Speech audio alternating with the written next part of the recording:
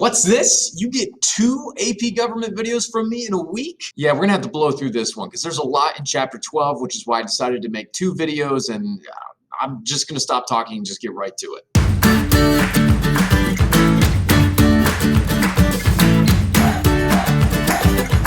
Yeah, okay, so there's a couple sections in your AP government textbook that talk about economic policy making, and some of the things in there are just sometimes over students' heads, which is why I felt it was necessary to make a second video and talk specifically about that stuff for this week. All right, so let's start off with some general terms that are going to be important for you to know. First of all, you may remember from history class learning about Adam Smith, but he argued in favor of a free market economy, kind of a laissez-faire economy, which is a term I know you've heard before, but that's French for hands-off. It's an economic policy in which governments intrude as little as possible in the economic transactions between citizens and businesses. And another word for that today is free enterprise, and that's a part of American culture we've kind of hit on before. Then on the complete other end of the spectrum is the command and control economy, which is a feature of a lot of leftist governments. And that's an economic policy in which government dictates much of the nation's economic activity, including the amount of production and price for goods. And then you have in the middle, which would be a mixed economy. And that's an economic policy in which many economic conditions are left to individuals and businesses, with the government regulating some economic activity. And this is what we have in the United States. There are private businesses, and then there are things like the post office and public education, which feature a lot of government intervention. So in your textbook, you'll see that they'll talk about how the health of the economy guides the economic policy of our policymakers. And that's determined by a few indicators, and these are some terms that are worth knowing. First of all, there's gross domestic product, or GDP, and that's the total value of goods and services produced by an economy. If there's ever 2 consecutive quarters of negative GDP growth, then we're considered to be in an economic recession or an economic downturn. Then there's the unemployment rate, which you hear politicians talk about all the time. And that's the percentage of people actively looking for work who cannot find jobs. You also hear politicians talk about something called inflation, and that's the rise in prices of goods and services. And you can often measure inflation and other factors by taking a look at the CPI, or the Consumer Price Index. And that's the cost of a fixed basket of goods and services over time, and that's used to measure the cost of living. My personal favorite indicator of inflation is the Big Mac Index, which measures the real value of a Big Mac and the price of a Big Mac across multiple countries. It gives you a good indicator of what other countries' currencies are valued at, and it gives you a good idea of the rate of inflation in those other countries. Inflation is happening everywhere all the time. And again, the simple definition of it is basically just prices going up. If you were to take a look at the cost of living in 1924 and compare it to later years and even today, you'll see a significant difference. A new house in 1924 cost $7,720. In 1958, it cost $11,975. In 1983, it cost $82,000. Now it's around $250,000, give or take a little bit, because the housing market's a little bit insane right now. But of course, there were different average incomes back then. In 1924, the average income was $2,196 per year. In 1958, it was $4,650 per year. And in 1983, it was about $21,000 per year, while today it's around $50,000 per year. Oftentimes when we look back at the prices of things back then, we go, oh my gosh, things have gotten so much more expensive today. And to a certain extent, they definitely have. But also back then, the money people had was worth more. Therefore, they didn't need as much of it to buy things. That's the fascinating thing about inflation. It's an active phenomenon. The money in your pocket is constantly changing in value, like as we speak. In a moment here, I'll post a link to an awesome website where you can pull out any piece of currency you have. If you put in the year that this currency was produced, you can see how much this currency would have bought you back then versus how much it would have bought you today. And then you can change the year and find out how much it was worth depending on the year. It will then give you the rate of inflation when compared to today. So for example, this $20 bill I have was printed by the federal government in 2013, back when Miley Cyrus was only moderately insane. So if you go to the link that I'll provide to you here in a second, Edpuzzle, and you go to the year of 1913, which is where it starts off at, and I were to put in 2013, that's the year that this 20 was made, and since it's a $20 bill, I'll put in 20 here, and then click calculate. It says that if in 2013 I purchased an item with this 20 for 20 bucks, then in 2021 that same item would cost $22.46, a cumulative rate of inflation of 12.3%. So here's the link. I encourage you to check it out. So within the last 20 years, multiple things have changed in price. They've inflated in price, while some things have deflated in price. Things like hospital services, college tuition and fees, college textbooks have inflated in price and become more expensive in the last 20 years, while things like TVs, toys, computer software, wireless telephone services, those have all decreased in price. So we would say that they've become more affordable. That makes sense because a lot of those things that have become more affordable can be mass produced. We see mass production of toys, TVs, and computers and cell phones. And basic laws of supply and demand would say if there's a lot of something, it's not quite as valuable as something that might be rare to find. So if there's a lot of supply of something, the price of it will go down. Unlike with hospitals and colleges where there's a fixed amount of them, you can't mass produce hospitals and healthcare services and colleges.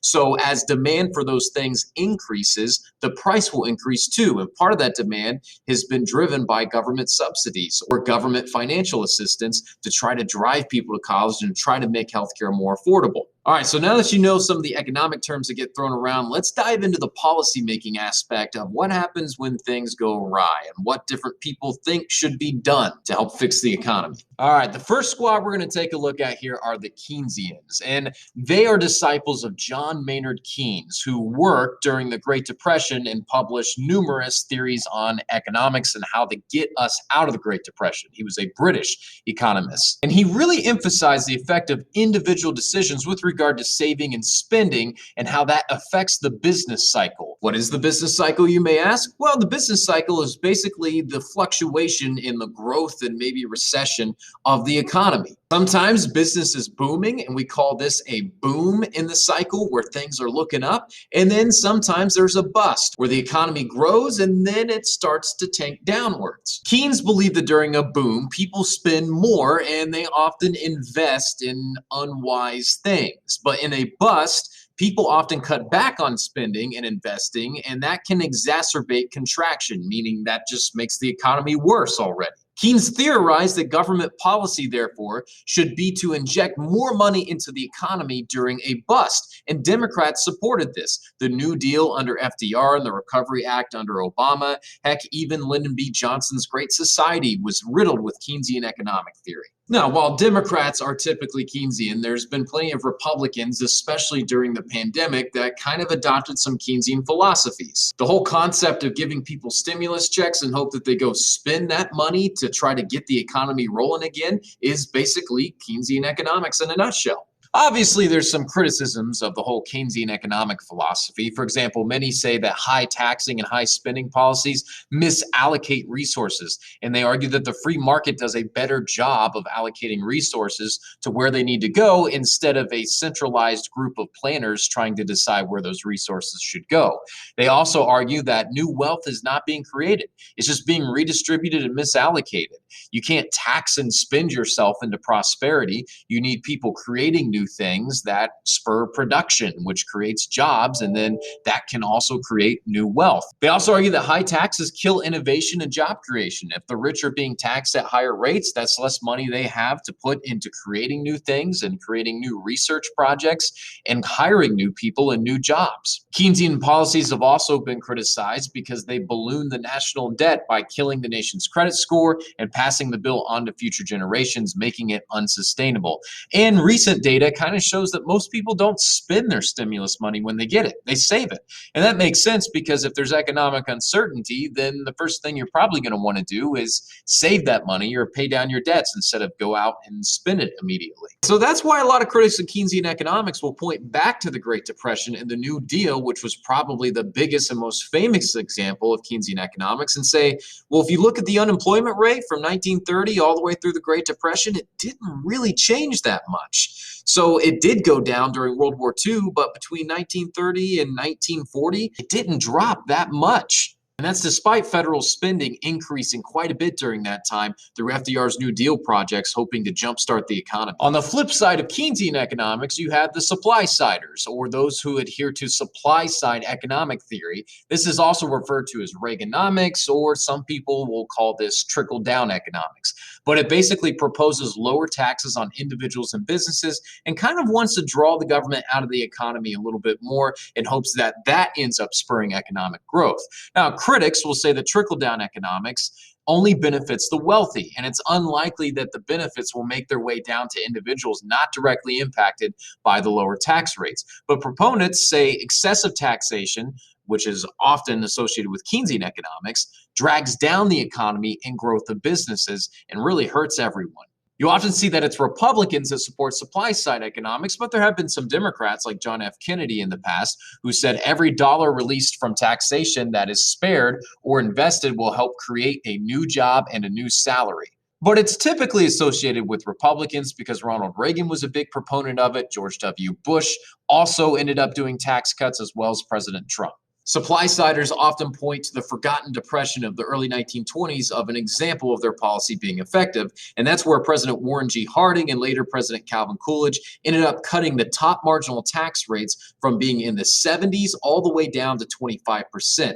And then, of course, as you remember from history class, in the 1920s, there was a great economic boom. And believe it or not, government revenue from taxes actually increased by decreasing the taxes. You might ask yourself, well, wait a second, how is that possible? Well, in economics, this is explained by the Laffer curve, which shows the top marginal tax rates and the amount of revenue that the government gets. It shows that if tax rates are too high, then the wealthy don't have an incentive to continue working and generating an income. So they might cut back on their production, or they might even leave and go to another country with lower tax rates. And therefore, the government loses revenue that it could have otherwise gained. But somewhere between that and 0% is a sweet spot where the government can get some revenue without discouraging working or people to end up just leaving altogether. The other theory behind that is that if you have lower tax rates and businesses end up having more money to spend on creating new jobs and stuff, then you actually expand the tax base by creating more taxpayers, by creating more people that are employed and are getting an income that they can then give to the government.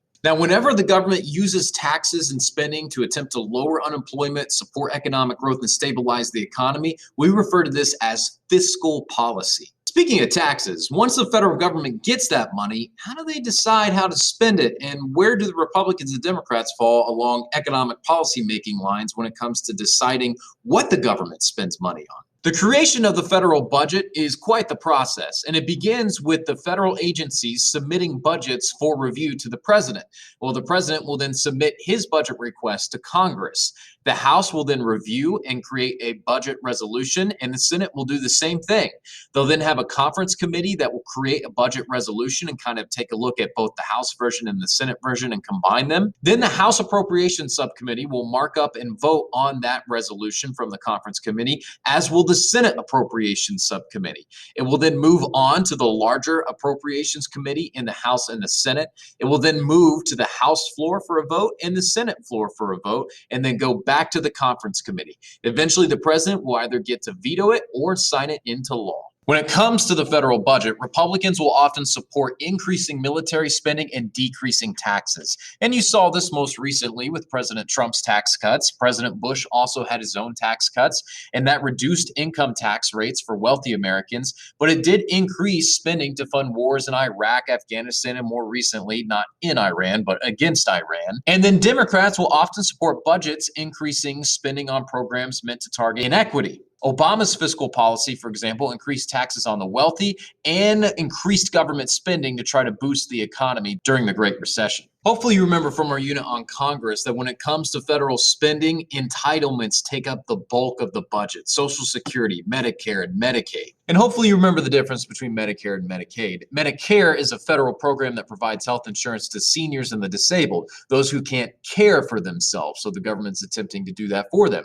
Social Security and Medicare, again, those two are the largest portion of the federal budget. And then there's Medicaid, which is a federal program that provides health care for the poor. It simply aids them. It's not necessarily total care. And remember, Medicare and Medicaid were created by Democratic President LBJ as part of his Great Society, which created a social insurance program that was attempting to amend FDR's Social Security program. Since LBJ's Great Society, Democrats have tried to build off of Medicare and Medicaid. For example, Barack Obama passed Obamacare, or the Affordable Care Act, and that's where they tried to overhaul the American healthcare system and extend coverage to lots of uninsured Americans or Americans with pre-existing conditions. More recently, some of the Democratic socialists like AOC and Bernie Sanders have advocated for Medicare for all or universal healthcare. All right, so that's fiscal policy, using taxes and government spending to try to impact the economy. But then there's monetary policy. Monetary policy is a set of economic policy tools designed to regulate the amount of money in the economy. And that's pretty important because too much money supply in the economy can lead to inflation. It can lead to the dollar becoming worthless because there's a heck of a lot of it out there.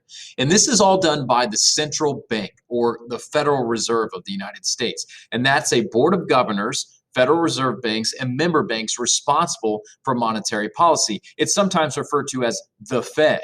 And the board members are appointed by the president, confirmed by the Senate, and serve for fixed terms. It's similar to the federal judiciary in that way because they're trying to separate monetary policy from politics so that presidents in office aren't meddling in monetary policy to try to get the economy to boom while they're in office, only to lead to a huge bust later on. With that said, the federal government still decides who goes on the Federal Reserve boards, and it still has some policy say over what the Fed does. So anytime anyone says that the Fed is a private business, yeah, I ain't too sure about that one, Chief. I can't remember the last time the federal government appointed the CEO of a private company. Anyway, the Federal Reserve was established in 1913 by this guy, Mr. Woodrow Wilson.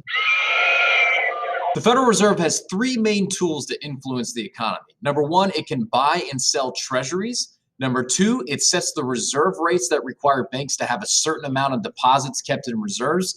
And number three, it influences interest rates banks pay to borrow money from the federal government. So as the economy grows, the Fed will use tools to try to control inflation. The goal of the Federal Reserve was to try to be one step ahead of the economy, to be almost a guiding force in the business cycle to prevent these really big booms from occurring, followed by these really big crashes from occurring. So what you see here on the left is what the Fed is trying to achieve. It's trying to prevent what you see on the right from happening, these really big booms and busts. So if the Federal Reserve sees the economy growing rapidly and maybe booming too much, they'll try to contract the economy. It's called contractionary monetary policy. And if they see that the economy is down and they need to kickstart it back up, they'll try to expand the economy through expansionary monetary policy. As we dive into the specifics of what those policies do, it's important to know two terms: what a government security is and what a discount rate is. The Fed will try to control the economy by changing the interest rates, which are sometimes called discount rates, at which it lends money out to banks. So an interest rate is sometimes called a discount rate, is an additional fee to borrow money. For example, an interest rate of 3% on a loan that the bank may give you of $250,000 equals an additional $7,500 that will be paid back to the bank that lent the money. This is how the bank makes a profit. And the Federal Reserve kind of does the same thing. The difference is they're the ones lending the money out to the banks. I mean, the money is kind of theirs. If you ever take a look at a dollar bill, it'll say a Federal Reserve note. So they're the ones that lend it to the banks who lend it to you. So if the economy's down in the dumps and the Federal Reserve wants to jumpstart the economy and get it back going, they're going to want to expand the economy. So they'll engage in expansionary monetary policy. And this is when the Federal Reserve increases the supply of money in the economy. So think of it this way. People need money when the economy's down, so the Federal Reserve increases the monetary supply. It means there's more dollar bills floating around in the United States. To do this, they can lower the discount rates. So that makes it less expensive to take out a loan, which encourages people to go take out loans and to go buy things. If the bank doesn't have to spend as much money borrowing money from the Fed, they'll often pass that discount on to you. So if you see that there's low interest rate on loans, then you may be more encouraged to go buy a car or a house because in the long run, you're going to save money. You're not going to have to pay the bank back quite as much money. So that encourages people to go out and buy things. The other way the Federal Reserve can expand the monetary supply is by decreasing the reserve requirement. This lets banks keep less money locked up so they can give more out. That's essentially what a reserve requirement is. It tells the banks they have to lock up a certain amount of money and keep it in there. And then lastly, they can buy up government securities. This pays people back for buying a government bond. You can literally tell the government, hey, I'm going to give you money in exchange for you giving me a little bit more money back in the future. And that injects money into the economy for people to spend. My own grandma ended up buying a government bond when I was born. And then when I turned 18, she got that money back and gave it to me for college. And she actually got more money back than what she paid in. So all of these three things encourages people to take out loans and to buy things because it's cheaper to borrow money. Since demands go up, prices will often go up too. And this causes inflation when the Fed expands the monetary supply. Now, if the Fed sees that the economic growth in the country is getting out of control to the point where they're like, oh my gosh, this is going to come crashing down before too long, then the Fed will basically do the opposite of everything I just told you, and it's called contractionary monetary policy. And that's when the Fed tries to decrease the supply of money in the economy. So to do that, they'll increase the discount rate, make it more expensive to take out loans, which will discourage people from going out and buying things and kind of pump the brakes on that. It will increase the reserve requirement and force banks to hold more money locked up and not give out quite as much. And then they will end up selling government securities, which will have the opposite effect of buying the government securities. So this discourages more people to take out loans and buy things, and it makes it more expensive to borrow money. So since demand goes down, prices will often go down as well, and this causes deflation. Now, why does it all matter? Well, if you hear them talk in the news that the Federal Reserve might expand the monetary supply and engage in expansionary monetary policy, well, that's going to increase the economy's growth. It's going to increase prices due to more demand for products, and more money in circulation means the currency is not worth as much. So expansionary monetary policy can decrease unemployment, but it increases prices. If you hear them talking in the news about the Fed engaging in contractionary monetary policy, you know it's going to slow the economy's growth. It's going to decrease prices due to less demand for products and less money being in circulation. So the currency is going to be worth more. You're going to get more bang for your buck.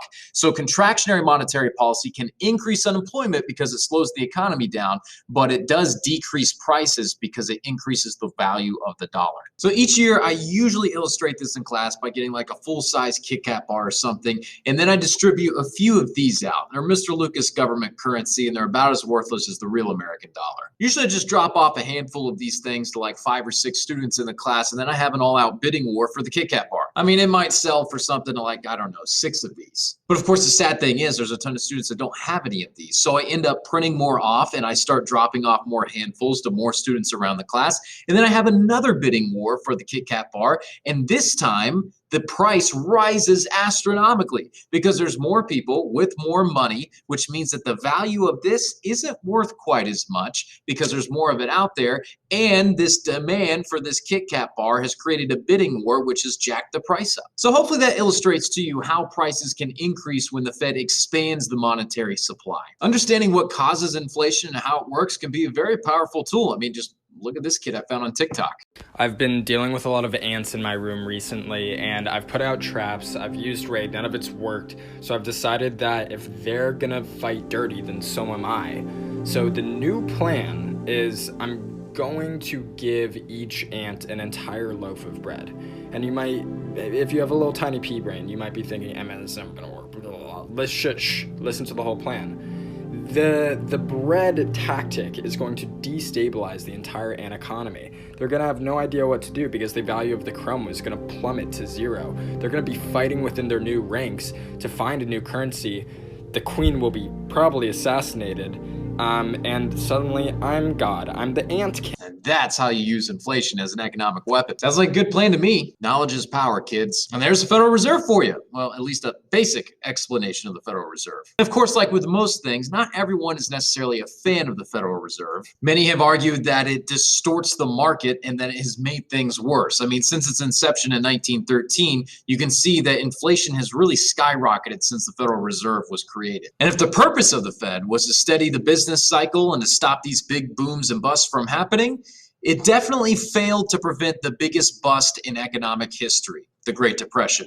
And then it failed to stop the hyperinflation of the 1970s, and then it failed to stop the Great Recession. I mean, those are some pretty major L's. But of course, I leave all judgments of the Fed up to you. One last thing, at the very end of this section, it does talk about Republicans and Democrats' views on school choice and school vouchers, whether or not students should be able to move out of a public school if they think it's not meeting their needs and go to things like maybe a charter school. Republicans are generally in favor of school choice, whereas Democrats not so much, but make sure you read up on that in the textbook. And that'll do it for this video. 10th period bell just rang, so I've got one period to try to turn this into an ed puzzle before the day ends. Dang, I'm working overtime this week with 2 videos. As always, reach out if you need anything, and have a great week.